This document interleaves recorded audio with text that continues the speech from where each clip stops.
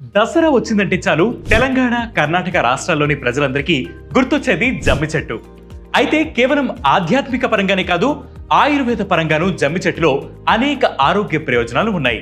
అవేంటో ఇప్పుడు తెలుసుకుందాం.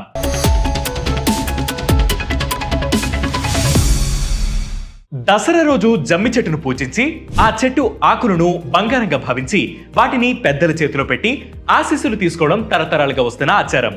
అయితే ఈ చెట్టులోని ప్రతి భాగాన్ని నాటు వైద్యంలో ఔషధాలుగా వాడతారు. ఆయుర్వేద మందులలో జమ్మి చెట్టు ఆకులు, పువ్వులు, విత్తనాలు, చెట్టు బెరడు అన్ని ఉపయోగిస్తారు. అందుకే జమ్మిని సర్వరోగ నివారణి అని అంటారు. ముఖ్యంగా చర్మ సంబంధిత వ్యాధులకు ఇది దివ్య ఔషధమని చెప్పాలి. కుష్ఠరోగ నివారణకు, అవాంఛిత రోమాల నివారణకు జమ్మి ఆకుల పసరును ఉపయోగిస్తారు. జమ్మి పూలను చక్కెరలో కలిపి సేవించడం వలన గర్భస్రావం కాకుండా నిరోధించవచ్చు. జమ్మి చెట్టు బెరడు దగ్గు, ఆస్తమా మొదలైన వ్యాధులకు చక్కగా పనిచేస్తుంది.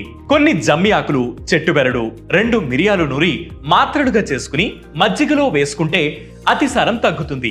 జమ్మి చెట్టు బెరడుతో పొడి చేసుకుని నీళ్లలో మరిగించి పుక్కిలిస్తే గొంతు నొప్పి, పంటి నొప్పి వంటివి తగ్గుతాయి.